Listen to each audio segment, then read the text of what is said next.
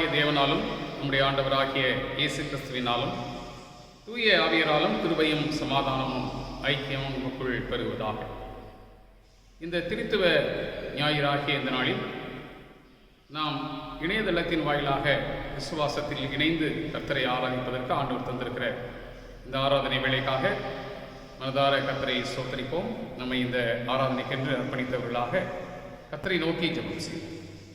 நேற்றும் இன்றும் என்றும் மாறாதவராய் இருக்கிற எங்கள் பரிசுத்தமுள்ள பிதாவே, இந்த மனமகிழ்ச்சியான நம்முடைய நாளுக்காக நன்றி செலுத்துகின்றோம். நாங்கள் இருக்கின்ற இடங்களில் இருந்த வண்ணமாகவே விசுவாசத்தில் ஒருங்கிணைந்து உம்மை ஆராதிப்பதற்கு ஆண்டவர் தந்திருக்கிற இந்த ஆராதனை நேரத்திற்காக நன்றி நிறைந்து உள்ளத்தோடு துதிகளை தூத்தரங்களை எடுக்கின்றோம். ஆண்டவர் இந்த நெருக்கடியான காலகட்டங்களிலும் நாங்கள் ஐக்கியத்தில் பலப்பட்டு உம்மை துதித்து ஆராதிக்க நீர்களுக்கு கொடுத்திருக்கிற இந்த வாய்ப்பை எண்ணி மனதார உள்ளத்தின் ஆழத்திலிருந்து துதிகளையும் தூத்தரங்களையும் ஏறெடுக்கிறோம். இந்த ஆராதனைக்கென்று எங்களை ஒரு முறை தாழ்த்தி உடைய திருக்கரங்களில் அர்ப்பணிக்கின்றோம். உம்முடைய தூய திருப்பிரசன்னத்தை உணர்ந்தவர்களாக இதில் பங்கு பெறத்தக்கதாக எங்கள் எல்லாருடைய உள்ளங்களையும் தேவரீர் ஆயத்தப்படுத்த வேண்டும் என்று ஜெபிக்கின்றோம். துதி, கனம், மகிமை அனைத்தையும் உமக்கே செலுத்துகின்றோம். நேசிக்கிற அன்பின் ஆண்டவர் இயேசு கிறிஸ்துவின் மூலமாய் எங்கள் ஜெபத்தை ஏற்றுக்கொள்ளும் அன்புள்ள பிதாவே, ஆமேன். நாம் யாவரும் இணைந்து பாமாலைகளிலே 387வது பாமாலை எண்ணில் 100 வாயும் நாவும் இருந்தால் என்கின்ற பாடலை நாம் யாவரும் இணைந்து பாடுவோம். பாமாலை எண் 387.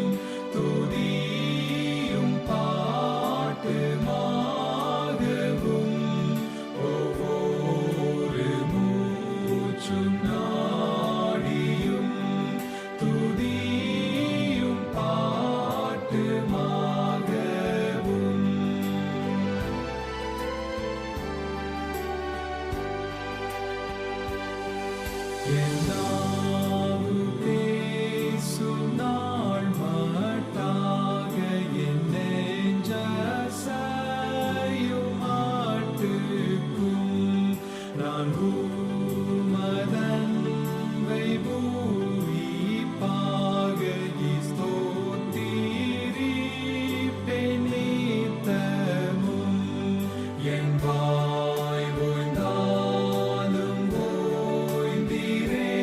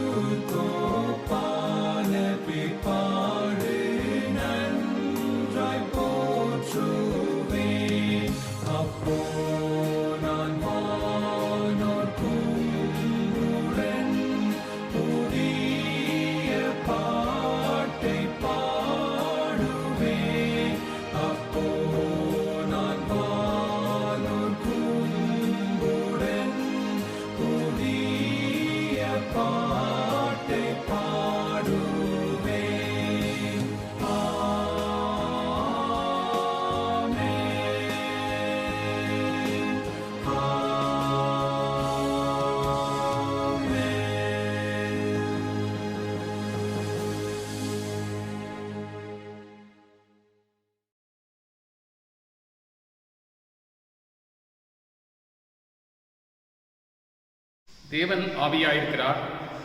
அவரை தொழுது கொள்பவர்கள் ஆவியோடும் உண்மையோடும் அவரை தொழுது கொள்ள வேண்டும். தம்மை தொழுது கொள்பவர்கள் இப்படிப்பட்டவர்களாய் இருக்கும்படி பிதாவானவர் விரும்புகிறார். தேவனுக்கு ஏற்கும் பலிகள் நொறுங்குண்ட ஆவிதான். தேவனே, நொறுங்குண்டதும் நறுங்குண்டதுமான இருதயத்தை நீர் புறக்கணியீர். உங்கள் வஸ்திரங்களை அல்ல, உங்கள் இருதயங்களை கிழித்து உங்கள் தேவனாகிய கர்த்தரிடத்தில் திரும்புங்கள். அவர் இரக்கமும் மனவுருக்கமும் நீடிய சாந்தமும் மிகுந்த கிருபையும் உள்ளவர். அவர் தீங்குக்கு மனஸ்தாபப்படுகிறவருமாய் இருக்கிறார். மனம் திரும்புங்கள், பரலோக ராஜ்யம் சமீபித்திருக்கிறது. கர்த்தாவே, ஜீவனுள்ள ஒருவனும் உமக்கு முன்பாக நீதிமான் அல்லாததினாலே அடியனை நியாயத்திற்க பிரவேசியாது. நமக்கு பாவம் இல்லை என்போமானால் நம்மை நாமே வஞ்சிக்கிறவர்களாய் இருப்போம். சத்தியம் நமக்குள் இராது. நம்முடைய பாவங்களை நாம் அறிக்கையிட்டால் பாவங்களை நமக்கு மன்னித்து எல்லா அநியாயத்தை நீக்கி நம்மை சுத்திகரிப்பதற்கு கர்த்தர் உண்மையும் நீதியும் உள்ளவராய் இருக்கின்றார். சற்று நேரம் நாம் அமைதலாய் நம்மை நாமே தற்பரிசோதனை செய்து பார்ப்போம். கடந்த ஒரு வாரம் முழுவதும் நம்முடைய நினைவினால், நம்முடைய வார்த்தைகளினால், செயல்களினால் செய்த அனைத்து பாவங்களையும் இந்த நேரத்திலே தூய ஆவியானவர் நம்முடைய உள்ளங்களிலே உணர்த்துவதற்கு இடம் தருவோம்.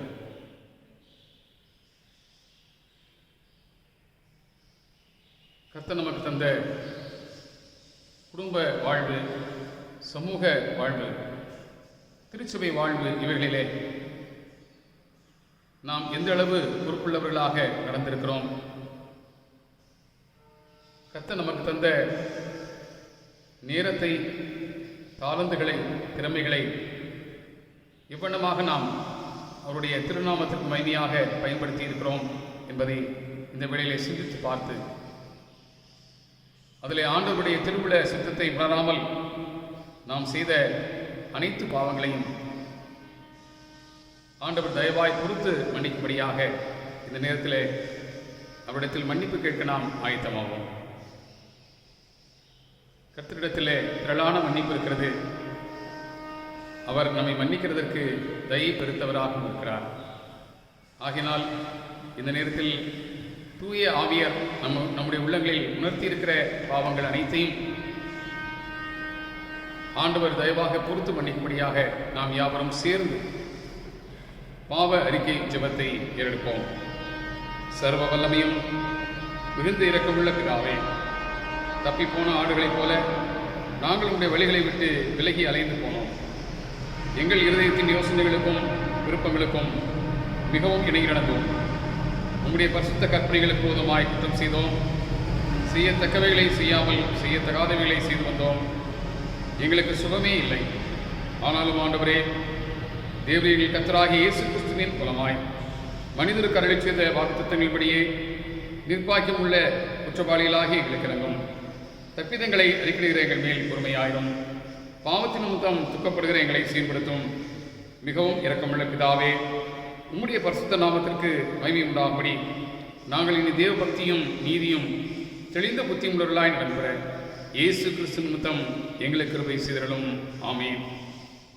நம்முடைய கர்த்தராகிய இயேசு கிறிஸ்துவின் பிதாவாய் இருக்கிற சர்வ வல்லமுள்ள தேவன் பாவியின் மரணத்தை விரும்பாமல் அவன் தன் பாவத்தை விட்டு திரும்பி பிழைப்பதையே விரும்பி பாவத்தின் நிமித்தம் துக்கப்படுகிற தமது ஜனத்திற்கு பாவை மோசனத்தையும் மன்னிப்பையும் கூறி அறிவிக்க தம்முடைய பணிவிடைக்காரருக்கு அதிகாரத்தையும் கட்டளையும் அருளி செய்திருக்கிறார். மெய்யாய் மனம் திரும்பி தமது பரிசுத்த சுவிசேஷத்தை உண்மையாய் விசுவாசிக்கிற யாவருக்கும் அவர் பாவங்களை மன்னித்து மோச்சனம் செய்கிறார். ஆகையால் கடைசியிலே அவருடைய நித்திய ஆனந்தத்தில் சேரத்தக்கதாய் இத்தருணத்தில் நாம் செய்கிறது அவருக்கு பிரியமாயிருக்கவும் இனி உயிரோருக்கும் நாளெல்லாம் மாசில்லாமல் பரிசுத்தமுள்ளவர்களாய் நடக்கவும் அவர் நமக்கு மெய்யான மனம் திரும்புதலையும் தம்முடைய பரிசுத்தாவையும் அருளி செய்ய வேண்டும் என்று நம்முடைய கர்த்தராகிய இயேசு கிறிஸ்துவின் மூலமாய் அவரை வேண்டிக் கொள்ள கிடவோம். கர்த்தர் நமக்கு கற்றுத்தந்த ஜெபத்தை நாம் யாவரும் சேர்ந்து ஏறெடுப்போம். பரமண்டலங்களில் இருக்கிற எங்கள் பிதாவே, உம்முடைய நாமம் பரிசுத்தப்படுவதாக, உம்முடைய ராஜ்யம் வருவதாக, உம்முடைய சித்தம் பரமண்டலத்திலே செய்யப்படுகிறது போல பூமியிலேயும் செய்யப்படுவதாக. அன்றன்றுள்ள எங்கள் அப்பத்தை இன்று எங்களுக்கு தாரும். எங்களுக்கு விரோதமாய் குற்றம் செய்தவர்களுக்கு நாங்கள் மன்னிக்கிறது போல எங்கள் குற்றங்களை எங்களுக்கு மன்னியும். எங்களை சோதனைக்குள் பிரவேசிக்க பண்ணாமல் தீமை நின்று எங்களை ரட்சித்துக் கொள்ளும். ராஜ்யமும் வல்லமையும் மகிமையும் என்றென்றைக்கும் உம்முடையவைகளே. ஆமென். கிறிஸ்துவ தேவன் மேல் நாம் வைத்திருக்கிற விசுவாசத்தை உறுதி செய்து கொள்ளும்படியாக நாம் யாவரும் இணைந்து அப்போஸ்தல விசுவாச பிரமாணத்தை ஏறெடுப்போம். வானத்தையும் பூமியை படைத்த சர்வ வல்லமுள்ள பிதாவாகிய தேவனை விசுவாசிக்கிறேன். அவருடைய ஒரே குமாரனாகிய நாதர் இயேசு கிறிஸ்துவையும் விசுவாசிக்கிறேன். அவர் பரிசுத்த ஆவியினாலே கன்னி மரியாதையில் உட்பவித்து பிறந்தார். பொந்தியு பிலாத்துவின் காலத்தில் பாடுபட்டு சிலுவையில் அறையுண்டு மரித்து அடக்கம் பண்ணப்பட்டு பாதாளத்தில் இறங்கினார். 3ஆம் நாள் மரித்தோரிலிருந்து எழுந்தருளினார். பரமண்டலத்துக்கேறி சர்வவல்லமுள்ள பிதாவாகிய தேவனுடைய வலது பாசத்தில் வீட்டிருக்கிறார். அவ்விடத்திலிருந்து உயிருள்ளோரையும் மரித்தோரையும் நியாயத்திற்க வருவார். பரிசுத்த ஆவியும் விசுவாசிக்கிறேன். பொதுவாக இருக்கிற பரிசுத்த சபையும் பரிசுத்தவான்கள் ஐக்கியமும் பாவ மன்னிப்பும் சரீர உயிர்த்தலும் நித்திய ஜீவனும் ஒன்றென்று விசுவாசிக்கிறேன். ஆமென். திருச்சபையாருக்கு அறிவிக்க வேண்டிய ஒரு சில முக்கியமான அறிவிப்புகள். கிறிஸ்துவுக்குள் அன்பானவர்களே, இந்த நாள் திருத்துவ திருநாள் என்று சொல்லி நாம் ஆசரிக்கிறோம். ஆகையினாலே திருத்துவ தேவனை நாம் ஆராதிக்கிறோம் என்கிற ஒரு தலைப்பின் அடிப்படையிலே நாம் சிந்திக்க இருக்கின்றோம். நாம் இப்பொழுது முழு ஊரடங்கு காலங்களில் இருக்கின்றோம். ஆகினாலே அரசு விதிமுறைகளை பின்பற்றி மிக பாதுகாப்பாக நம்முடைய இல்லங்களிலே இருக்கும்படி அன்போடு கூட உங்களை நினைப்பூட்டுகிறோம். தொடர்ந்து நண்பகல் சரியாக 12 மணிக்கு இந்த நோய் தொற்று காலங்களிலே பாதிக்கப்பட்டிருக்கிற அருமையான மக்களுக்காகவும் நம்முடைய தேசத்தின் மிகவும் பாதிப்புக்குள்ளான பகுதிகள் விரைவிலேயே அந்த பாதிப்பிலிருந்து மீண்டு வரத்தக்கதாகவும் நாம் தொடர்ந்து ஜெபித்து வருகிறோம். ஆகினாலே இந்த நண்பகல் 12 மணிக்கு நடைபெறுகிற ஜெபத்தில் நீங்கள் அனைவரும் தவறாமல் பங்கு பெறும்படி அன்போடு கூட உங்களை கேட்டுக்கொள்கின்றோம். கர்த்தருடைய பெரிதான கிருபையினால் இந்த காலகட்டங்களில் இணையதளம் வாயிலாக நாம் தொடர்ந்து ஆராதிப்பதற்கான வாய்ப்பை கர்த்தர் நமக்கு தந்து வருகிறார். அதற்காக மனதார கர்த்தரை ஸ்தோத்தரிப்போம். தொடர்ந்து இந்த ஆராதனையில் பங்கு கொண்ட நேரங்களில் நீங்கள் கர்த்தருடைய திருப்பணிகளுக்காக செலுத்த வேண்டிய காணிக்கைகளை உங்களுடைய இல்லங்களிலே சேமித்து வைத்து கர்த்தர் நமக்கு வாய்ப்பு தருகிற நேரத்தில் ஆலயத்திலே வந்து அவைகளை படைக்கும்படியாக அன்போடு கூட உங்களை கேட்டுக்கொள்கின்றோம். கடந்த முறை உங்களுக்கு நாங்கள் அறிவித்த வண்ணமாக நமது திருமண்டலத்திலே மதுரை மிஷன் மருத்துவமனையில் ஒரு தனி பிரிவு கொரோனா நோயினாலே பாதிக்கப்பட்டவர்களுக்காகவே ஒரு பராமரிப்பு மையம் ஒன்றை துவங்கியிருக்கிறோம். கொரோனா கேர் சென்டர் என்று சொல்லி நாம் இதை அழைக்கின்றோம். இந்த பகுதியிலே வந்து இணைந்து சிகிச்சை பெறுகிற மக்களுக்கு மிக சிறப்பாக இந்த சேவையை நிறைவேற்றுவதற்காக இந்த காலகட்டங்களில் மக்களின் தேவையை உணர்ந்து இந்த சமூக சேவையை நாம் செய்ய முன்வந்திருக்கிறோம். இதற்கென்று கொடுக்க விரும்புகிறவர்கள் உதவி செய்யலாம் என்று சொல்லி அறிவிப்பு கொடுத்தோம். ஒரு சிலர் எங்களிடத்தில் பணத்தை எப்படி அனுப்புவது என்று சொல்லி கேட்டீர்கள். அவர்களுக்கெல்லாம் வாட்ஸ்அப் மூலமாக நான் அந்த வங்கி கணக்கு விவரங்களை அனுப்பியிருந்தேன். ஆகினாலே நீங்கள் அதை அனுப்பியிருப்பீர்கள் என்று சொல்லி கர்த்தருக்குள் நம்புகிறோம். தொடர்ந்து யாரெல்லாம் இந்த பணிக்காக ஊக்கமாக உதவி செய்ய விரும்புகிறீர்களோ நீங்கள் எல்லாம் என்னிடத்தில் கேட்டால் உங்களுக்கும் அந்த வங்கி கணக்கு விவரங்களை தெரிவிக்க நான் விரும்புகிறேன். ஆகினால் நீங்கள் கேட்டு அறிந்து கொள்ளும்படி அன்போடு கூட உங்களை கேட்டுக்கொள்கின்றோம். இந்த வாரத்திலே பிறந்த நாளை திருமண நாளை ஆசிரிக்கிற நம்முடைய திருச்சபையின் பிள்ளைகளை ஆண்டவராகிய இயேசு கிறிஸ்துவின் இனிய நாமத்தினாலே அன்போடு கூட வாழ்த்துகின்றோம். பிறந்த நாளை ஆசிரிக்கிறவர்கள் S Rajamani, Mr J S. Kamalakaran, Mr M. Jebaselvan, Mr Sahaya Mary David, Mr J. Sathyaraj, Mr Sophia Priscilla, Mr P. Jegadeesan, Mr மா Durairaj, Mr R. Jim Raglan, Y. Valanrajan, Mr S. Annaraj, Mr V. Gnana Mariappan. திருமண நாளை ஆசிரிக்கிறவர்கள் Mr and Mrs A. Jayaprakash Selvi, Mr and Mrs J. Santhakumar. இவர்களுக்காக கர்த்தரை நோக்கி ஜெபம் செய்வோம். நேற்றும் இன்றும் என்றும் மாறாதவராய் இருக்கிற எங்கள் அன்பின் ஆண்டவரே, இந்த வாரத்தில் பிறந்த நாளை திருமண நாளை ஆசிரிக்கிற என்னுடைய திருச்சபையின் பிள்ளைகளுக்காக உம்மை நோக்கி மன்றாடுகின்றோம். கர்த்தர் தம்முடைய கிருபையினாலே உடைய பிள்ளைகளுக்கு அருளி இருக்கின்ற சொல்லி முடியாத ஈவுகளுக்காக நன்றி செலுத்துகின்றோம். ஒரு புதிய வருஷத்தை பிறந்த நாளை காண்பதன் மூலமாக காண இருக்கிற அருமையான பிள்ளைகள் ஒருவரையும் கர்த்தர் ஆசீர்வதித்தள்ளும்.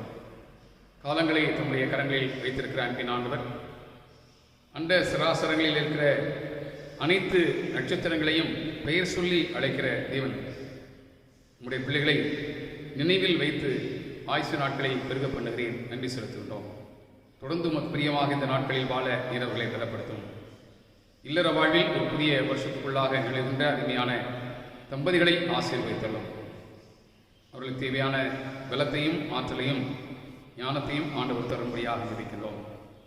இல்லற வாழ்வின் வழியாக நம்முடைய பிள்ளைகள் பெற்றிருக்கின்ற பிள்ளைகளுக்காக அவர்கள் வழியாக வருகின்ற சந்ததிகளுக்காக நன்றி செலுத்துகின்றோம். உமது மாறாத கிருபையின் பிரசன்னம் அவர்களோடு கூட இருந்து தொடர்ந்து நம்முடைய பிள்ளைகளை பலப்படுத்தி வழிநடத்த வேண்டும் என்று கெஞ்சுகிறோம்.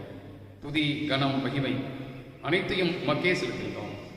நேசிக்கிற அன்பின் ஆண்டவர் இயேசு கிறிஸ்துவின் மூலமாய் எங்கள் ஜெபத்தை ஏற்றுக்கொள்ளும் அன்புள்ள பிதாவே, ஆமீன். அன்பானவர்களே, இந்த காலகட்டத்திலும் நம்முடைய திருச்சபையிலே ஒரு சில குடும்பங்கள் இந்த கொரோனா நோய் தொற்று கிருமியினாலே பாதிக்கப்பட்டிருந்தார்கள். அவர்களிலே அநேகருக்கு ஆண்டவர் நல்ல சுகத்தை கொடுத்து அவர்கள் அந்த நோயின் பிடியிலிருந்து விடுதலை அடைந்திருக்கிறார்கள். அதற்காக மெய்யாகவே நாம் ஆண்டவரை துதிக்க கடமைப்பட்டிருக்கிறோம்.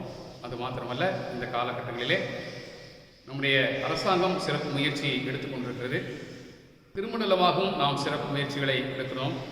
அது மாத்திரமல்ல, மருத்துவர்கள், செவிலியர்கள், அரசு பணியாளர்கள், துப்புரவு பணியாளர்கள், காவல்துறை நண்பர்கள் அநேகர் நமக்கு இந்த காலகட்டங்களிலே மிக சிறப்பாக சேவை செய்து வருகிறார்கள். உண்மையாகவே அவர்கள் எல்லாரையும் நாம் நினைவு கூற கடமைப்பட்டிருக்கிறோம். ஆகினாலே இந்த வேளையில் நாம் யாவரும் அவர்களுக்காக கர்த்தரை நோக்கி ஜெபம் செய்வோம்.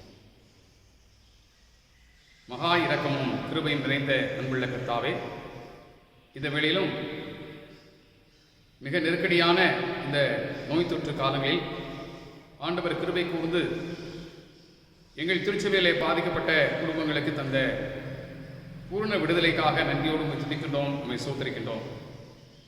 பல்வேறு பலவீனங்களோடு பாதிக்கப்பட்ட நிலையில் இருந்த குடும்பத்தாரை ஆண்டவர் கிருபை கூர்ந்து அந்த நோயின் தாக்கத்திலிருந்து நீர் பாதுகாத்துக் கொண்டீர். நன்றியோடு நாங்கள் உம்மை துதிக்கிறோம், உம்மை சோதரிக்கிறோம். உம்முடைய தூய ஆவி அவர்களுக்கு துணையாக இருந்து இந்த காலகட்டங்களிலே அவர்கள் சந்தித்த பயம், நெருக்கம், பல்வேறு விதமான திகில்கள் இவர்கள் எல்லாவற்றிலும் இருந்து விடுதலை செய்ததற்காக நன்றி செலுத்துகின்றோம். இன்னும் பூர்ண பலத்தை உடைய பிள்ளைகள் பெற்றுக்கொள்வதற்கு நீர் கிருபை பாராட்ட வேண்டும் என்று ஜெபிக்கின்றோம். ஆண்டவரே, எங்களுக்காக இந்த காலகட்டங்களில் எங்களுடைய தமிழக அரசாங்கம் எடுத்துக்கொள்கிற சிறப்பு முயற்சிகளுக்காக நன்றி செலுத்துகின்றோம். இதன் வழியாக தடுப்பூசிகள் பல்வேறு இடங்களில் இருந்து வந்து அடைவதற்கு ஆண்டவர் கிருபை செய்திருக்கிறீர். ஆக்சிஜன் உதவிகள் பல்வேறு இடங்களிலிருந்து கிடைக்க ஆண்டவர் கிருபை செய்திருக்கிறீர். அது மாத்திரமல்ல, துரிதமாக இந்த பணிகளை செய்வதற்குரிய பலத்தை, ஆற்றலை நீர் இந்த அரசாங்கத்துக்கு தந்து வழிநடத்தி கொண்டிருக்கிறீர். நன்றியோடு நாங்கள் உம்மை துதிக்கிறோம், உம்மை சோதரிக்கின்றோம். ஆண்டவரை, நாங்களும் இந்த பணிகளிலே எங்களை இணைத்துக் கொள்வதற்கு ஏற்ற வண்ணமாக எங்களுடைய கிறிஸ்தவ மிஷன் மருத்துவமனை ஒரு தனி பிரிவை துவங்கி இப்பொழுது மிக சிறப்பாக அந்த சேவையை செய்து கொண்டிருப்பதற்காக நன்றி செலுத்துகிறோம். இந்த சேவையின் மூலமாக பயன் அடைந்து வருகின்ற அருமையான பயனாளிகளுக்காக, அவர்கள் பெற்று வருகின்ற விடுதலைக்காக நன்றி செலுத்துகின்றோம். ஆண்டவர் கிருபை கூர்ந்து நல்ல சுகத்தை உடைய அடியார்களுக்கு தந்து ஆசீர்வதித்தரலாம். ஆண்டவரே, தங்களுடைய ஜீவனையும் பொறுத்து இந்த காலகட்டங்களில் இந்த சிறப்பு பணியை செய்து வருகின்ற மருத்துவர்கள், செவிலியர்கள், மருத்துவமனையில் இருக்கின்ற அனைத்து பணியாளர்கள் ஒவ்வொருவருக்காகவும் நன்றியோடு துதிக்கிறோம், சோத்தரிக்கின்றோம். அதில் ஒரு சிலர் பாதிக்கப்பட்டார்கள், சிலரை இழந்திருக்கிறோம். அதற்காக வேதனைப்படுகிறோம். ஆண்டவர் கிருபை கூர்ந்து உங்களுடைய பிள்ளைகளுக்கு பாதுகாவலை, பராமரிப்பை அனுதினமும் தந்து காத்துக்கொள்ளும். ஆண்டவரே, மிக துரிதமாக இந்த எண்ணிக்கை ஏறிக்கொண்டே வருகிற அந்த எண்ணிக்கை மிக விரைவில் குறையத்தக்கதாக ஆண்டவர் கிருபை செய்யும். பாதிப்பு முற்றிலுமாக அகல கிருபை தாரும். மாறாத கிருபையின் பிரசன்னம் எங்கள் தேசத்தில் இருந்து எங்களை வழிநடத்த வேண்டும் என்று கெஞ்சுகிறோம் சுவாமி. அதிகபட்சமான பாதிப்புக்குள்ளாக இருக்கிற அடியார்களுடைய தேசத்தை ஆண்டவர் கிருபையாக கண்ணோக்கி பலப்படுத்தி பாதுகாத்தருள வேண்டும் என்று ஜெபிக்கின்றோம்.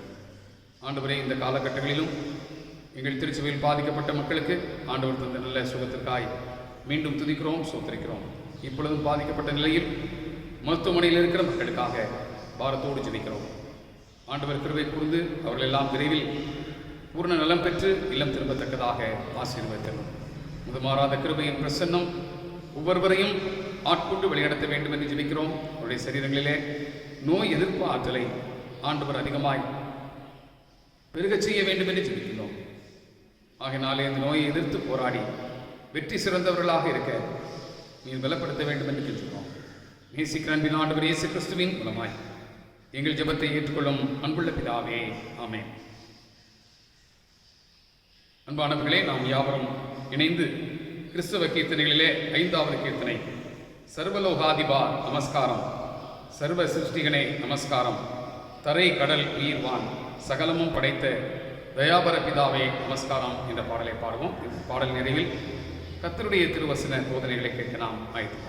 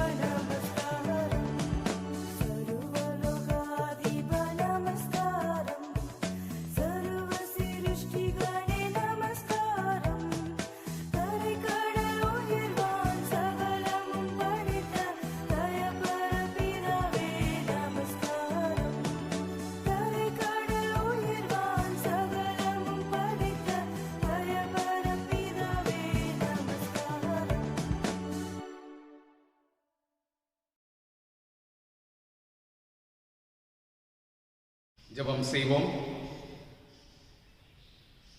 நேற்றும் இன்றும் என்றும் மாறாதவராய் இருக்கிற எங்கள் பரிசுத்தமுள்ள பிதாவே, தர்மையான ஆராதனை வேளையிலும் உமது வேத வசனங்களை தியானிக்கிற இந்த இனிமையான வேலைக்காக நன்றி செலுத்துகின்றோம். உம்முடைய வார்த்தைகள் எங்களை உயிர்ப்பிக்கின்றது, உங்களுடைய வார்த்தைகள் எங்களை மீண்டும் புத்துயிர் பெறச் செய்கிறது. அதற்காக நன்றி செலுத்துகிறோம் சுவாமி. எங்கள் கால்களுக்கு தீபம், எங்கள் பாதைக்கு வெளிச்சமாய் இருக்கின்ற உமது வார்த்தைகளை அமர்ந்த சிந்தையோடு நாங்கள் தியானித்து எங்கள் உள்ளங்களிலே அதை ஏற்றுக்கொண்டு தொடர்ந்து நாங்கள் அதன்படி நடந்து உமக்குரியவர்களாக வாழ நீர் எங்களை பலப்படுத்த வேண்டும் என்று கேட்கிறோம். அந்த உணர்வோடு கூட நாங்கள் உங்களுடைய வார்த்தைகளை கேட்பதற்கு எங்கள் எல்லாருடைய உள்ளங்களையும் ஆயத்தப்படுத்தும்படியாக ஜெபிக்கிறோம். நேசிக்கிற அன்பின் ஆண்டவர் இயேசு கிறிஸ்துவின் மூலமாய் எங்கள் ஜெபத்தை ஏற்றுக்கொள்ளும் அன்புள்ள பிதாவே, ஆமென். கிறிஸ்துவுக்குள் அன்பானவர்களே, இந்த நாளை நாம் திருத்துவ ஞாயிறாக ஆசரிக்கிறோம். இந்த நாளிலே நாம் சிந்திக்கும்படியாக தென்னிந்திய திருச்சபை நமக்கு தந்திருக்கின்ற ஒரு அருமையான தலைப்பு, மூவொரு தேவனை ஆராதிக்கிறோம். அதாவது திரித்துவ தேவனை ஆராதிக்கிறோம். We worship the Triune God என்று சொல்லி இந்த தலைப்பு கொடுத்திருக்கிறார்கள். இந்த தலைப்பின் அடிப்படையிலே நாம் சிந்திப்பதற்காக 3 திருமறை பகுதிகள் நமக்கு கொடுக்கப்பட்டிருக்கின்றன. ஆதியாகமம் 1ஆம் அதிகாரம் 1 முதல் 28 வசனங்கள் முதலாவது திருமறை பகுதி. 2வது திருமறை பகுதி அப்போஸ்தலனாகிய தூய பவுலடியார் கொரிந்து திருச்சபையாருக்கு எழுதின கடிதம் 13ஆம் அதிகாரம் 11ஆம் வசனம் துவங்கி 14ஆம் வசனம் வரையிலும் இருக்கின்ற பகுதி 2வது திருமறை பகுதியாக நமக்கு தரப்பட்டிருக்கிறது. 3வது திருமறை பகுதி யோவான் எழுதின நற்செய்தி நூல் 1ஆம் அதிகாரம் 1 முதல் 18 வசனங்கள். இந்த 3 பகுதிகளையும் மையமாக வைத்து நாம் திரித்துவ தேவனை ஆராதிக்கிறோம் என்கிற அந்த தலைப்பிலே நாம் சிந்திக்க அழைக்கப்படுகிறோம். இந்த திரித்துவம் என்கின்ற கருத்து அநேகராலே புரிந்து கொள்ள முடியாத ஒரு கருத்தாக இருக்கின்றது. அதை நாம் பல்வேறு விதங்களிலே எளிமையாக விளக்குவதற்கு முயற்சி செய்கிறோம். அநேகர் முயற்சி செய்திருக்கிறார்கள். எனினும் நம்மாலே அதை பூர்ணமாக விளக்க முடியாததற்கு காரணம் என்னவென்றால், அது நமக்கு புலன்களை கடந்த, நம்மாலே முழுமையாக அறிந்து கொள்ள முடியாத இறைவனை குறித்த ஒரு காரியமாக இருப்பதனால் அதை நாம் முழுமையாக மிக தெளிவாக விளக்க இயலாமல் இருக்கிறோம்.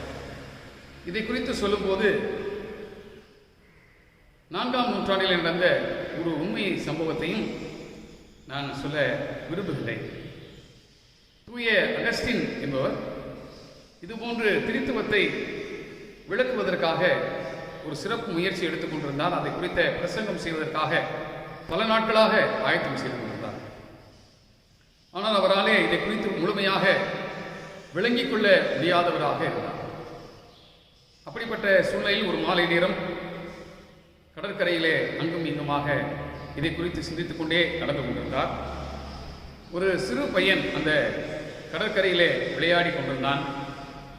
அவன் ஒரு சிறிய குழியை தோண்டி அதிலே கடலில் இருக்கிற தண்ணீரை கொஞ்சம் கொஞ்சமாக தன்னுடைய கைகளிலே அள்ளி கொண்டு வந்து அந்த சிறிய குழிக்குள்ளே ஊற்றி கொண்டிருந்தான்.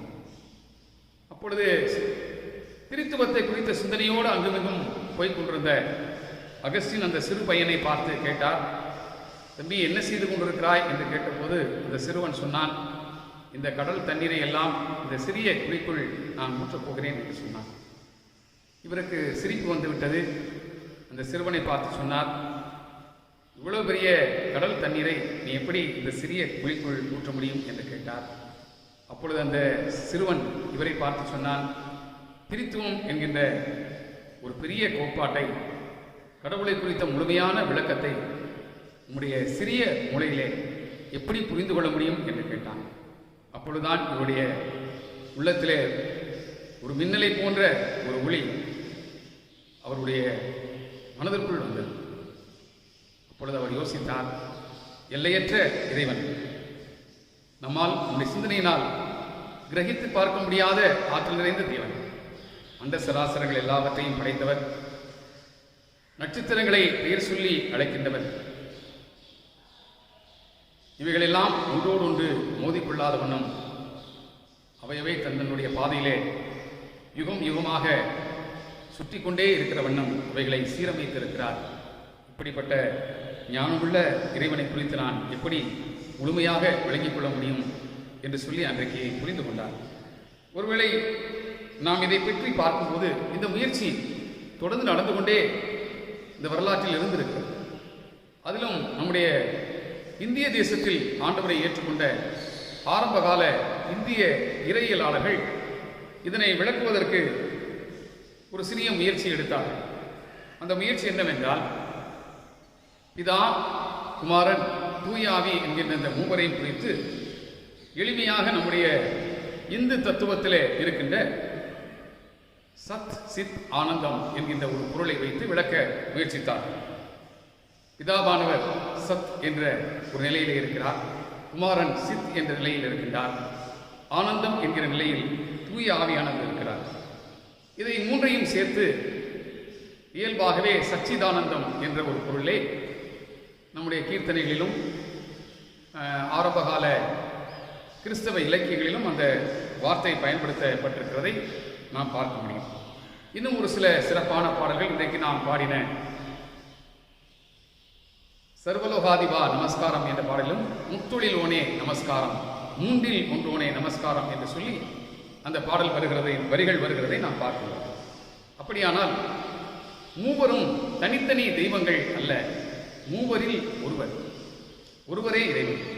ஒருவேளை இதை பற்றி யோசிக்கும் போது சில நேரங்களிலே நாம் கூட சிந்திக்கலாம், கிறிஸ்தவத்திலே சொல்லப்படுகிற இறைவன் என்பவர் ஓரிரை கோட்பாட்டை குறித்து சொல்லுகிறதா அல்லது பல இறைவனை குறித்து சொல்லுகிறதா?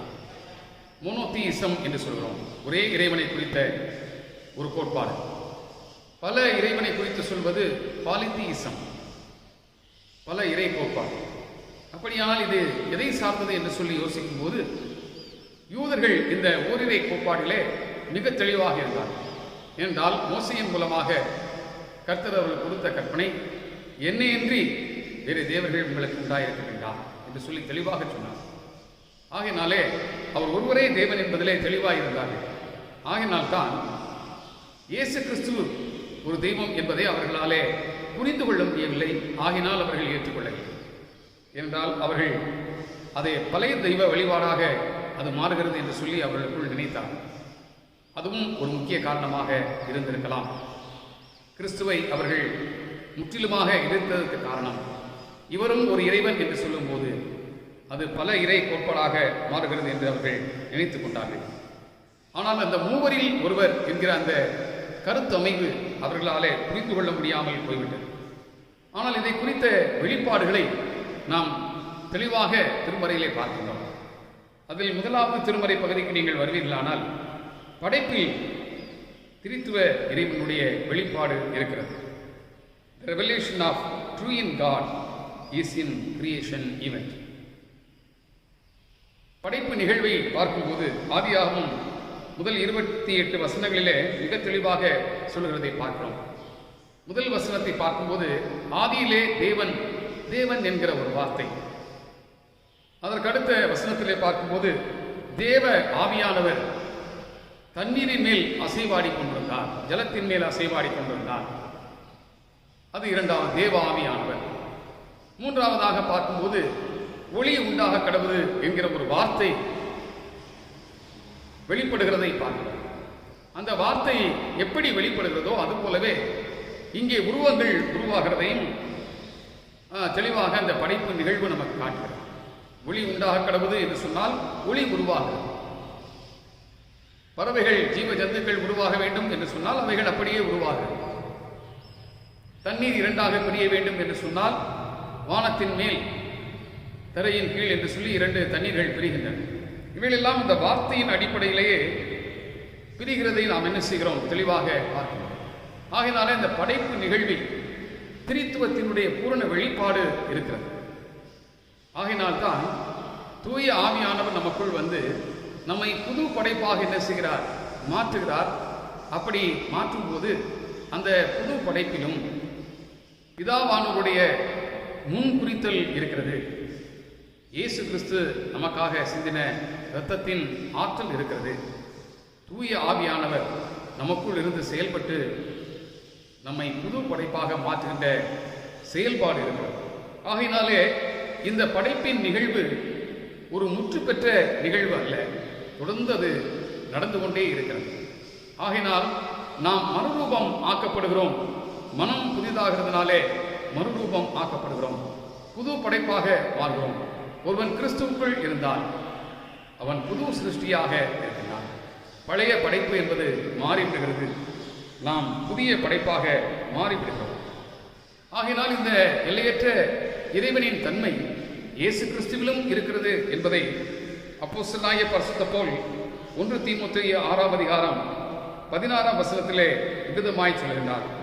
ஒருவராய் சாவாமை உள்ளவரும் சேரக்கூடாத ஒளியில் வாசம் பண்ணுகிறவரும் மனுஷரில் ஒருவரும் கண்டிராதவரும் காணக்கூடாதவருமாய் இருக்கிறவர், அவருக்கே கனமும் நித்திய வல்லமையும் உண்டாவதாக என்று சொல்லிவிட்டு அதற்கு முந்தின வசனத்திலே இப்படி சொல்கிறார். கிறிஸ்துவின் பிரசன்னமாகுதலை பற்றி அவர் சொல்லும் போது அவரே நித்தியானந்தமுள்ள ஏக சக்கராதிபதியும் ராஜாதி ராஜாவும் கர்த்தாதி கர்த்தாவும் என்று சொல்லிக்கொண்டு அதனைத் தொடர்ந்து தான் இந்த வார்த்தைகளை சொல்லுகிறார். அப்படியானால் பிதாவின் அனைத்து தன்மைகளும் இவருக்குள் இருக்கிறபடியினால் இவர் பிதாவின் என்று தனித்து ஒரு தனி தெய்வம் அல்ல, அவருடைய ஒரு தன்மை என்பதை தெளிவாக சொல்கிறார். பிதாவின் தன்மை வார்த்தையாக இயேசு கிறிஸ்துவிலே வெளிப்பட்டிருக்கிறது என்பதை நமக்கு தெளிவாக காட்டுகிறார். அதை நாம் இந்த முதல் பகுதியிலே தெளிவாக அறிந்து கொள்கிறோம். ஆயினால்தான் தேவன் தேவ ஆவியானவர் வார்த்தை என்கிற விதத்திலே இந்த படைப்பிலே தெளிவாக காட்டப்படுகிறது. இதனை நாம் யோவான் நற்செய்தி நூலே 1ஆம் அதிகாரம் 3ஆம் வசனத்தில் வாசிக்கிறோம்.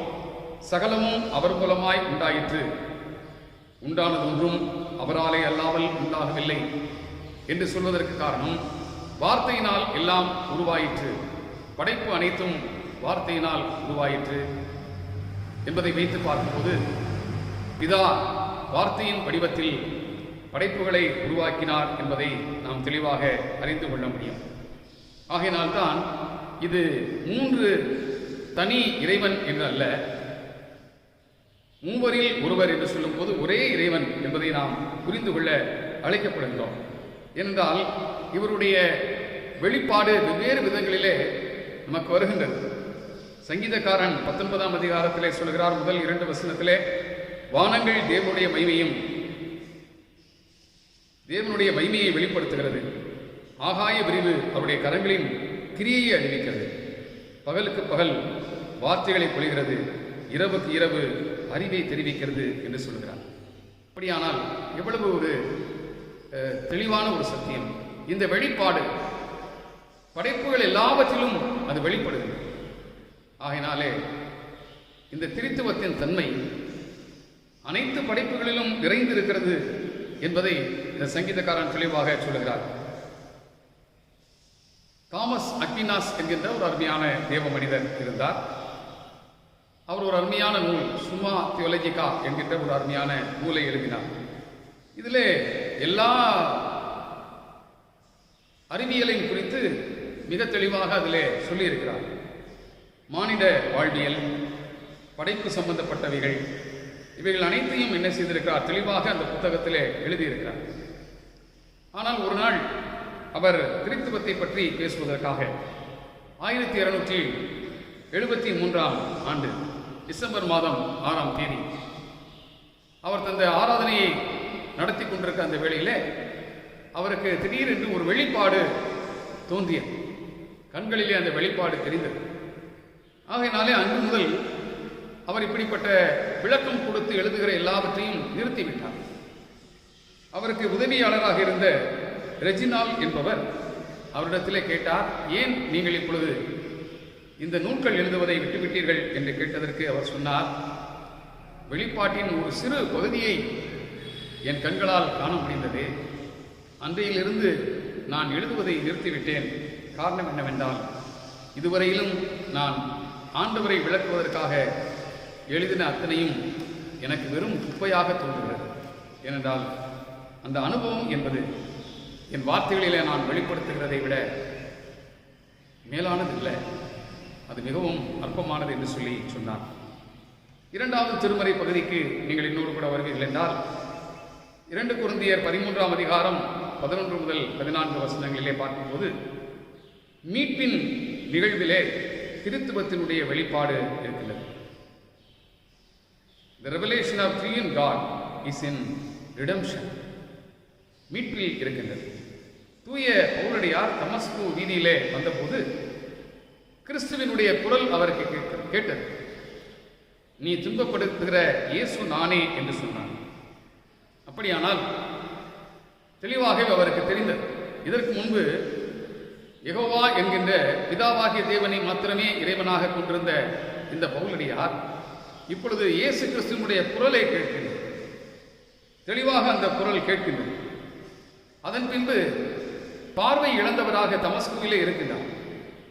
அந்த நேரத்தில் அனனியா என்கிற ஒரு தேவ மனிதன் வருகிறான். இவருக்கு ஒரு தரிசனம் கிடைக்கிறது. அந்த தரிசனத்தின்படியே அவர் வருகிறார்.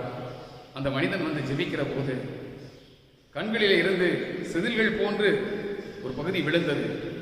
இவர் பூரண பார்வையடைந்தார். அந்த இடத்திலே கிறிஸ்து எதுவும் பேசவில்லை.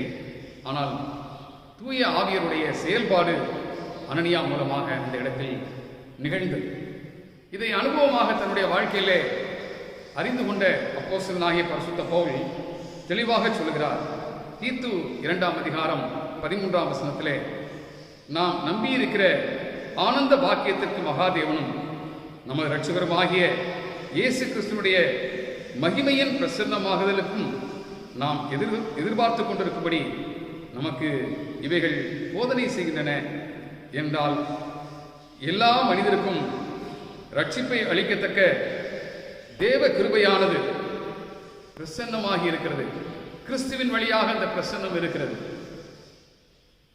ஆகையினால் பிதாவாகிய தேவன் மீட்பை கிறிஸ்துவின் வழியாக பிரசன்னமாக்கி இருக்கின்றார் என்று சொல்லி மிக தெளிவாக சொல்கிறார். மேலும் இந்த பகுதியினுடைய நிறைவிலே ஒரு அருமையான வாழ்த்து, அதை நாம் ஆசீர்வாதம் வழியாக சொல்கின்றோம். பிதாவாகிய தேவனுடைய அன்பு, குமாரனாகிய இயேசு கிறிஸ்துவுடைய கிருபை, தூய ஆவியானவருடைய ஐக்கியம், இதை நாம் என்ன செய்கிறோம் என்றால், இவர் பயன்படுத்தி இருக்கிற இந்த வாழ்த்தை தான் ஆசீர்வாத மொழியாக ஆராதனையுடைய நிறைவிலே நாம் சொல்லுகின்றோம். ஆகையினாலே இந்த திரித்துவத்தை குறித்த தெளிவான சிந்தனை தூய பவுலடியாருக்கு இருந்தது. அது எப்படி இருந்தது என்றால், அந்த மீட்பின் நிகழ்வை இவர் வாழ்க்கையின் அனுபவமாக அவர் அனுபவித்ததனால் அந்த அனுபவத்தின் வழியாக திரித்துவத்தினுடைய தன்மையை அவர் உணர்ந்து கொண்டார். பிதாவாகிய தேவன் ஏற்ற காலத்தில் குமாரனை அனுப்பினதினாலே இந்த மீட்பு நமக்குள் பூரணமடைந்திருக்கிறது. தொடர்ந்து அவரில் நாம் நிலைத்திருப்பதற்காக தூய ஆவியானவர் அருளப்பட்டிருக்கிறார் என்பதையும் பவுலடியார் அநேக இடங்களிலே சில வார்த்தைகள் தூய ஆவி என்கிற அச்சாரம், தூய ஆவி என்கிற முத்திரை என்கிற வார்த்தையை பயன்படுத்துகிறார். இந்த முத்திரை, அச்சாரம் என்கிற அந்த வார்த்தையெல்லாம் அவர் பயன்படுத்துவதற்கு காரணம், முன் சுவையாக தூய ஆவியானவர் நமக்கு அனுப்பப்பட்டிருக்கிறார். நாம் எப்படி வேண்டிக் கொள்ள வேண்டும் என்பது அறியாமல் இருக்கிற அந்த காலங்களில் ரோமர் 8ஆம் அதிகாரத்தில் தெளிவாய் சொல்கிறார், பரிசுத்த ஆவியானவர் நமக்காக பெருமூச்சுகளோடு மன்றாடுகிறார். ஒருவேளை நாம் பலவீனமாய் இருக்கின்ற காலகட்டங்களில் எப்படி ஏற்றபடி மன்றாடுவது என்று நாம் அறியாமல் இருக்கிற போது தூய ஆவியர் நமக்காக மன்றாடுகிறார் என்றும் தெளிவாக சொல்கிறார். 3வது திருமறை பகுதிக்கு நீங்கள் என்னோடு வருவீர்களானால், யோவான் எழுதின நற்செய்தி நூல் 1ஆம் அதிகாரம் 1 முதல் 18 வசனங்களிலே பார்க்கும்போது, இந்த பூவுலகில் நாம் வாழுகின்ற இந்த வாழ்வில் நம்முடைய வாழ்க்கையை விசுவாசத்தில் நிலைப்படுத்துவதில் கிறிஸ்துவ தேவனுடைய வெளிப்பாடு இருக்கிறது. The revelation of triune God is in sustaining our life on earth. இதில் நீங்கள் கவனிக்கும் போது 4ஆம் வசனத்தை சொல்கிறார், அவருக்குள் ஜீவன் இருந்தது. இயேசு கிறிஸ்துவுக்குள் அந்த ஜீவன் இருந்தது. அந்த ஜீவன் மனுஷருக்கு ஒளியாயிருந்தது. 8ஆம் வசனத்திலே சொல்லுகிறார், உலகத்திலே வந்து எந்த மனுஷனையும் பிரகாசிப்பிக்கிற ஒளியே அந்த மெய்யான ஒளி. அப்படி சொல்லிவிட்டு 18ஆம் வசனத்திலே சொல்லுகிறார், தேவனை ஒருவனும் ஒரு காலம் கண்டதில்லை, பிதாவின் வழியில் இருக்கிற ஒரே பேரான குமாரனே அவரை வெளிப்படுத்தினார் என்று சொல்லுகிறார். அப்படியானால் அந்த குமாரனே பிதாவை நமக்கு என்ன செய்திருக்கிறார்? வெளிப்படுத்தி இருக்கிறார். அது மாத்திரமல்ல, என்னை கண்டவன் பிதாவை கண்டான் என்று சொல்லி தெளிவாக ஆண்டவர் போதிக்கிற அந்த போதனையை நாம் பார்க்கிறோம். நானும் பிதாவும் வெவ்வேறானவர்கள் அல்ல என்பதை மிக தெளிவாக சொல்கிறார். அதுபோலவே பரிசுத்த ஆவியானவரும் சுயமாக எதையும் பேச மாட்டார். நான் உங்களுக்கு போதித்தவைகளிலே இருந்துதான் அவர் எடுத்து பேசுவார். நான் போதித்தவைகளும் நான் சுயமாக பேசினவைகள் அல்ல, பிதாவானவர் எனக்கு கொடுத்தவைகளை நான் வெளிப்படுத்தி இருக்கிறேன் என்றும் தெளிவாக சொல்கிறார். இதிலே நாம் பழைய ஏற்பாட்டிலே ஒரு நிகழ்வை பார்க்கின்றோம். யாத்திராகமம் 33ஆம் அதிகாரத்திலே உம்முடைய மகிமையை நான் காண வேண்டும் என்று சொல்லி மோசே கடவுளிடத்திலே கேட்கின்றார். அப்பொழுது அதில் ஆண்டவர் சொல்லுகின்றார், நான் என்னுடைய மகிமையின் ஒரு பகுதியை நான் உனக்கு வெளிப்படுத்துவேன். நீ ஒரு பாறையின் மறைவிலே நீ ஒளிந்து கொள், என் கரத்தினாலே உன்னை மூடுவேன். அப்பொழுது கடந்து செல்கின்ற என்னுடைய மகிமையின் பின்பகுதியை நீ என்ன செய்யலாம், பார்க்கலாம் என்று சொல்கிறார். அதில் நீங்கள் கவனிக்கும் போது கடவுளுடைய மகிமையை தான் அவர் என்ன செய்கிறார் பார்க்கின்றார் என்றால், கடவுளை ஒருபோதும் ஒருவரும் காண முடியாது, ஒருவரும் சேரக்கூடாத ஒளியாய் அவர் இருக்கின்றார். அப்படிப்பட்ட ஆற்றல் நிறைந்த அந்த இறைவனின் மகிமையின் ஒரு பகுதியை அவர் என்ன செய்தார், கண்டார். அதை கண்ட காரணத்தினாலே அவருடைய முகத்தில் வெளிப்பட்ட அந்த மகிமையின் பிரகாசத்தை மக்கள் நேருக்கு நேர் பார்க்க முடியாமல் இருந்தார்கள். ஏனென்றால் மோசேயின் முகம் அவ்வளவாக பிரகாசித்தது என்று சொல்லி நாம் பார்க்கிறோம். அது மாத்திரமல்ல, இந்த திரித்துவ தேவனுடைய மகிமையை நாம் எளிமையான வாழ்க்கையிலே வெளிப்படுத்த முடியுமா என்று சொன்னால் நிச்சயமாக வெளிப்படுத்த முடியும். இயேசு கிறிஸ்து சொல்லுகிறார், புற இனத்தார் கிரேக்கர்கள் வந்து யோவான் 12ஆம் அதிகாரத்தில் இதை வாசிக்கிறோம், ஐயா நாங்கள் இயேசுவை காண விரும்புகிறோம் என்று வந்தபோது பிதாவானவர் மகிமைப்படும் வேளை வந்துவிட்டது என்று சொன்னார். அப்படியானால் எல்லா மக்களும் ஆண்டவரை தேடி வருகிற போதுதான் அவருக்கு மகிமை ஏற்படுகிறது. அதுபோலவே நம்முடைய வாழ்விலும் எந்த வேறுபாடும் இல்லாமல் அனைவரும் ஆண்டவரை ஏற்றுக்கொள்ள வேண்டும் என்ற உணர்வோடு அவரிடத்திலே நாம் மக்களை கொண்டு வருவோமானால் அதுவே அவருக்கு மகிமையை உருவாக்குகிற காரியமாக இருக்கும் என்று சொன்னார். அவரிடத்திலே எந்த விதமான வேற்றுமையின் நிழலும் கூட இல்லை. மத்தேயு 5ஆம் அதிகாரம் 45ஆம் வசனத்திலே விதமாக மலைச்சொற்பில்வில் ஆண்டவராகிய இயேசு கிறிஸ்து சொல்கிறார், நல்லோர் தீயோர் மேலும் நல்லோர் மேலும் அவர் தமது சூரியனை உதிக்க பண்ணுகிறார், நீதி உள்ளவர்கள் மேலும் அநீதி உள்ளவர்கள் மேலும் அவர் மழையை பெய்ய பண்ணுகிறார். அப்படிப்பட்ட பாரபட்சம் இல்லாத வேற்றுமை இல்லாத ஒரு தெய்வத்தை நாம் வணங்குகின்றோம். அவர்தான் மூவரில் ஒருவராயிருக்கிற திரித்துவ தேவன். ஏற்ற காலங்களில் வார்த்தையின் வடிவமாக குமாரனில் வெளிப்பட்டார். தூய ஆவியராக நம்மோடு கிரியை செய்து கொண்டிருக்கிறார். இப்படிப்பட்ட நெருக்கமான காலகட்டங்களிலும் அவருடைய ஆற்றல் நம்மை பலப்படுத்துகிறதுனாலே நாம் உபத்திரவங்களை கடந்து வரும்போதும் உறுதியான விசுவாசத்தோடு நிலைத்திருக்கிறோம். அதற்கு காரணம் தூய ஆவியருடைய கிரியை நமக்குள் நடந்து கொண்டிருக்கிறது. அவர் நம்மை பலப்படுத்தி கொண்டிருக்கிறார், ஆற்றல் படுத்துகிறார். ஆகினாலே அத்தகைய ஆற்றலை பெற்று தொடர்ந்து அவருடைய திருநாமத்திற்கு மகிமையாக நாம் வாழ அழைக்கப்பட்டிருக்கிறோம் என்ற உணர்வோடு நம்மை ஒருமுறை அவருடைய சமூகத்திலே அர்ப்பணித்தவர்களாக கர்த்தரை நோக்கி ஜெபம் செய்வோம். கிருபை நிறைந்த அன்பின் ஆண்டவரே, இந்த மனமகிழ்ச்சியான ஆராதனை வேளையில் நாங்கள் உம்மை துதித்து பாட உமது திருவசனங்களை கேட்க நீர் எங்களுக்கு கிருபை செய்தீரே, நன்றி செலுத்துகின்றோம். உம்முடைய திருப்பாதத்தில் எங்களை அர்ப்பணிக்கிறோம் சுவாமி. திரித்துவ தேவனாக, எல்லையற்றவராக, ஒருவரும் சேரக்கூடாத ஒளியாயிருக்கிற தேவன், ஏற்ற காலங்களில் எங்களை மீட்கும்படியாக குமாரனாய் வெளிப்பட்டீர். இப்பொழுதும் நாங்கள் உண்மையில் நிலைத்திருக்கும்படியாக தூய ஆவியராய் எங்களுக்குள் கிரியை செய்து கொண்டிருக்கின்றேன். ஆகினாலே உம்மோடு கூட வாழ்கின்ற வாழ்வுக்கு அச்சாரமாகவும் முத்திரையாகவும் நீர் எங்களுக்கு தூய ஆவியரை அருளி இருக்கின்றீர். நன்றி செலுத்துகின்றோம். அவரோடு இணைந்து வாழ்வதன் வழியாக நாங்கள் உம்மோடு நித்திய காலமாக வாழ்வதற்கென்று அழைக்கப்பட்டவர்கள் என்பதை உணர்ந்து எங்களை ஒரு முறை சமூகத்தில் அர்ப்பணிக்கின்றோம். தூய ஆவியினால் மீண்டும் எங்களை பலப்படுத்தி வழிநடத்தும் துதி, கனம், மகிமை அனைத்து உமக்கே செலுத்துகிறோம். நேசிக்கிற அன்பின் ஆண்டவர் இயேசு கிறிஸ்துவின் மூலமாய் எங்கள் ஜெபத்தை ஏற்றுக்கொள்ளும் அன்புள்ள பிதாவே, ஆமீன். நம்முடைய ஆண்டவராகிய இயேசு கிறிஸ்துவின் இரக்கமுள்ள கிருபைக்கும் நேசமுள்ள பராமரிப்புக்கும் நம் எல்லாரையும் தாழ்த்தி அர்ப்பணிக்கின்றோம். பிதாவாகிய தேவனுடைய அன்பும் மானாகிய இயேசு கிறிஸ்துவினுடைய கிருபையும் தூய ஆவியானவருடைய ஐக்கியமும் சிநேகமும் பாதுகாவலும் பராமரிப்பும் இன்றும் என்றும் சதா காலங்களிலும் நம் அனைவரோடு கூட தங்கியிருப்பதாக. ஆமீன். என் ஆத்மாவே கர்த்தரை ஸ்தோத்திரி, என் முழு உலமையுடைய பரிசுத்த நாமத்தை ஸ்தோத்திரி. என் ஆத்மாவே கர்த்தரை ஸ்தோத்திரி, அவர் செய்த சகல உபகாரங்களையும் மறவாதே. ஆமீன்.